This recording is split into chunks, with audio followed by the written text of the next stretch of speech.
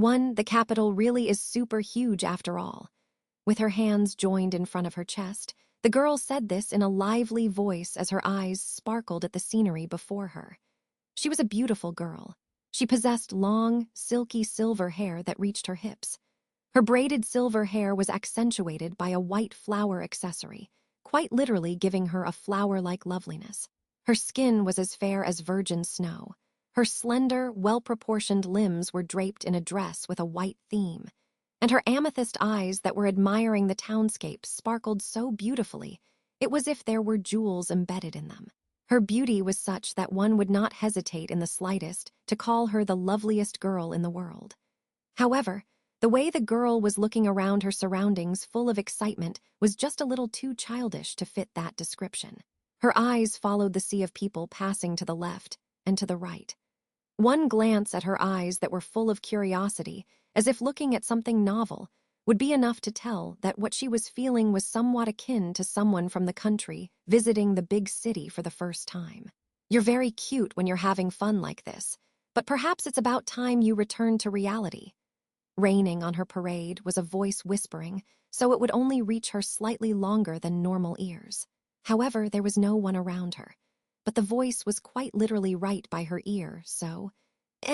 Come on, I already know that the situation has gotten a bit troublesome. You're being so mean even though I only stopped for a moment.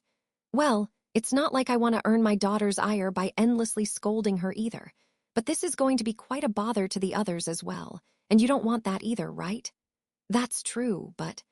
The voice continued its sound argument, and the girl despondently lowered her head in response. As she did this, a small figure nimbly pushed its way through her hair out to her shoulder. This was, "Anyway, try looking around for a place that looks familiar. There's no point in getting dejected." Offering this forward-thinking proposal while stroking its whiskers was a cat small enough to fit in one's palm.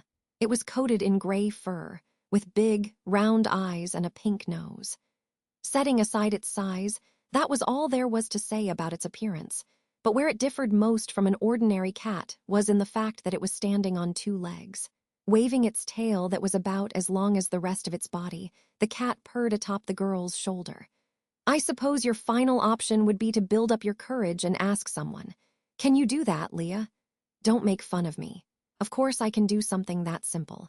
Puck, you blockhead, you're always treating me like a kid. How else would you treat a kid that ended up losing their attendant because they were having too much fun?"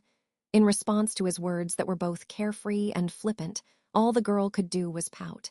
The cat known as Puck smiled as the girl started behaving like a kid immediately after complaining about being treated like a kid. "All right, this is going to be a real problem if the sun goes down. You'd better find your way while I can still help you, Emilia. I'm not some lost kid. I just ended up getting a little confused about the area." Becoming stubborn in response to his call, the girl, Emilia, started walking with a prim expression toward the endless sea of people before her in order to find the servant girl she had lost. To the capital city of Lugunica, possessing a population exceeding 300,000, was the world's foremost metropolis in terms of populace and was the core of the Dragon Kingdom. At its center was the royal castle. And the city, the royal capital, was a melting pot of all sorts of races, always bustling with activity and overflowing energy. One could spend their entire day watching the people walking on the streets without getting bored. In particular, the commercial district, also known as the trading street, which was home to countless stalls and hawkers, and had any number of high-quality goods or curios imported from other countries lined up, due to which it was always dizzyingly busy. Humans really are amazing. Somehow making it out of the wave of people, Emilia escaped to the side of the street and paused to take a breath. Smoothing down her ruffled silver hair, she once again examined the street once she was done with her short break. The trading street was filled to the brim with people passing back and forth, conversing and negotiating endlessly. One street, just a single shopping street, had this many people on it. Just the mere thought of how difficult it would be to find a single person in all of this depressed her. That girl was wearing a rather conspicuous outfit herself, but even that doesn't really mean much in the capital, huh? Puck, who was slipping back into her hair, spoke her thoughts out loud. Poking the cat as if she were touching her hair, Emilia lowered the ends of her eyebrows, looking troubled. Yeah, that's going to be a problem. Also, you'd better be careful too, Puck. It'd cause a real panic if anyone were to see you. You could just go back into your crystal since you don't have anything to do. I do have something to do, though. I'm your conversation partner. It'd be a problem if you started crying because I left you alone. But anyway, what are you going to do? Wanna haphazardly wander around at random with no destination whatsoever? The way you put it seems like I'd probably never ever find her. I'll have to use my head on this one. Shaking her head at his proposal, Emilia tapped her head with her finger. With this, Emilia fell deep in thought, and Puck started grooming his fur as he patiently waited for her brilliant idea. But what emerged from her was not a brilliant idea. Look, Puck, it looks like there's a bit of a quarrel going on over there. Leah, a little, just a little bit. I'm curious, so I'll head over there for just one moment. On the other side of the street, she could see that some curious onlookers were gathering around a stall some distance away. In response to what Emilia said when she saw this, Puck sighed in a somewhat troubled manner. Hey, Leah, you're in trouble yourself, you know. Why, you're wrong. It's not like I want to help them or anything. Right, I just feel like taking a look. Looking as evil as she could and yet still quite cute, Emilia ran over to the disturbance. Making her way through the crowd, she made it to the front of the onlookers. And then, come on, Mimi keeps telling you. Mimi doesn't do things like dining and dashing. Mimi just ended up losing Hetero, who had the wallet, so Mimi's in a lot of trouble. You too, young lady. How many times are you going to make me repeat myself? I don't know about this missing person, but you've already eaten my product, so I must receive the appropriate compensation. Ah, if your companion isn't with you, you could use your possessions instead.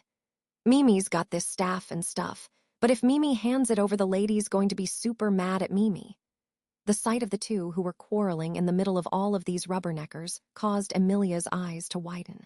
One of the two parties who were arguing was a tall, dark-skinned man, and judging by his appearance, he was probably the owner of the stall in question. And facing him was the one who had been arguing with him all this time, a person with a small build who was much shorter than him. They were a cat-like beastman bearing round ears and orange hair. They were probably of the catman race. In terms of height, they barely even reached Emilia's waist, and their large white robe covered their entire body. Possessing cute, round eyes and an adorable nose, she was a girl whose entire body seemed to exude loveliness. Judging by the contents of their conversation, it seemed as though she was unable to pay the bill she owed the stall. But Mimi doesn't want to be thought of as someone who dines and dashes either. You want this staff, old man? I feel guilty after all. That's quite a decent staff, isn't it? How troublesome. Gosh, that Hetero, getting lost so easily. Mimi's mad at you as your older sister. Excuse me. As the concerned parties started wearing themselves out, someone raised their hand and interfered. The girl and the shopkeeper were both surprised. The one standing between them was none other than Emilia. Emilia had timidly stepped in, and with the two of them staring at her, she continued, I happened to overhear, but basically you just need compensation for what this girl ate, is that right? Ah, yeah, that's right, but young lady, are you this girl's acquaintance? This lady's my acquaintance. First time I'm hearing of it. I don't know her at all. No, I don't know her either. This is my first time seeing her. Emilia and the kitten, caught between the airhiddedness of these two, the shopkeeper screamed in despair. But Emilia disregarded this and quietly reached into her pocket. But I'll pay for her. That should solve everything, right? That would certainly be a great help, but you don't even know this girl, right? True enough, I don't know her, but she does look really cute. This felt sloppy even for an excuse made up on the spot, but the shopkeeper seemed to conclude that Emilia was being considerate in her own way. The shopkeeper nodded as if giving up, and Emilia smiled at him as she pulled out her purse. The hand digging around in her pocket was unable to grasp what it was supposed to. Emilia carefully checked every nook and cranny of her bosom, hips and sleeves, and then nodded deeply. Looks like I dropped my purse somewhere. The heart-rending murmur of the girl, who had lost her attendant in the middle of the capital and was now completely penniless, dominated the area. Three having announced that she would shoulder the girl's debt, Emilia was now in quite the predicament now that it turned out that her purse was missing. Her attempt at philanthropy, or rather, philanthropy, had ended up like this. Feeling Puck sigh in exasperation from within her hair, Emilia was unable to say anything in response as she fretted. She had to find some way to break through this situation. But just how in the world could she? And then, in that place that had fallen silent, her brain arrived at one hope. That was, I'm going to perform. If you find it entertaining, please toss me some money. This impromptu announcement of a street performance caused all the bystanders to tilt their heads. Among all these faces of astonishment, only Emilia, who started preparing with a face that looked as though she was intending to do this from the very start, and the Catman girl, who was delighted. Ooh, a performance! How fun! Were different. Needless to say, not even Puck was able to follow this completely unexpected idea of hers. The cat rustled around in her hair as he changed position and quietly whispered into Emilia's ear. Leah, I'm afraid to ask this, but what's this all of a sudden? I just remembered, Puck. If you show off some unique performances in a place with lots of people around, you can get money, isn't that right? I think this is the perfect solution for me and this girl since we're both broke. You're definitely cute when you're trying hard, but there are times when I wonder if I went wrong somewhere while raising you. For instance, now would be one of those times.